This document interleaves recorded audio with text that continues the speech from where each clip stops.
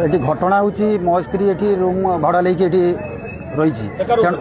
একা রହୁଥିଲା গোটে মানে টুকা তাকে সাপোর্ট করিকি রুম ভড়া দেউଥିଲା সি এটি তাকে আসিকি রହୁଥିଲା সে টুকা ବି ଆସୁଥିଲା ତେଣୁ ମୁଁ ତ ଜାଣିପାରୁଥିଲି ନି ସେ ମୋ ନାଁର କେସ୍ କରିକି ମାନେ ଦୁନିଆ ଉଲ୍ଟାପାଲ୍ଟା କରିକି ତେଣୁ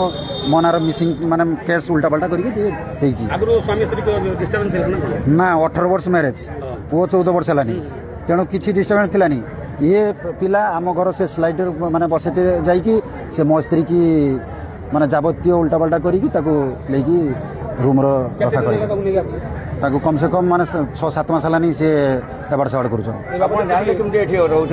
ଏଠି ବିଶେଷ ସୂତ୍ରରୁ ସେ ଟୁକା କାର୍ ଚଢ଼ିକି ଆସିଲା କାର୍ ବି ଏବେ ବି ଆମର ବାସନ୍ତୀ ନର୍ସିଂ ହୋମ୍ ଭିତରେ ତାଙ୍କ କାର୍ ବି ବର୍ତ୍ତମାନ ସୁଦ୍ଧା ବି ଅଛି ତେଣୁ କମରଦା ମାନେ ରୁମ୍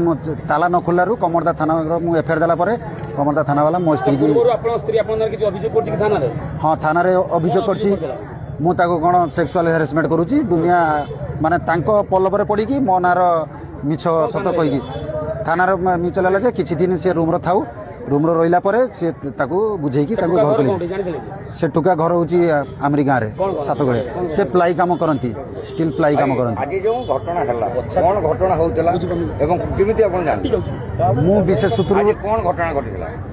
ସେ ରୁମ୍ରେ ଆସିକି ସେ ପଶିଥିଲା ସେ ଟୁକା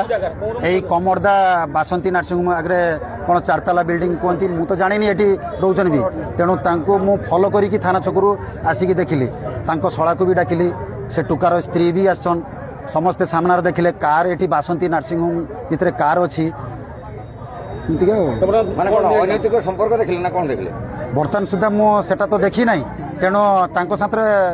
ମାନେ ଯୋଗାଯୋଗରେ ଅଛନ୍ ତେଣୁ ସମ୍ପର୍କ ନିଶ୍ଚିତ ଥିବ ମୁଁ କିଛି ମାନେ ନ୍ୟାୟ ଚାହୁଁଛି ମାନେ କିଛି ଏଟାର ସମାଧାନ କରାଯାଉ।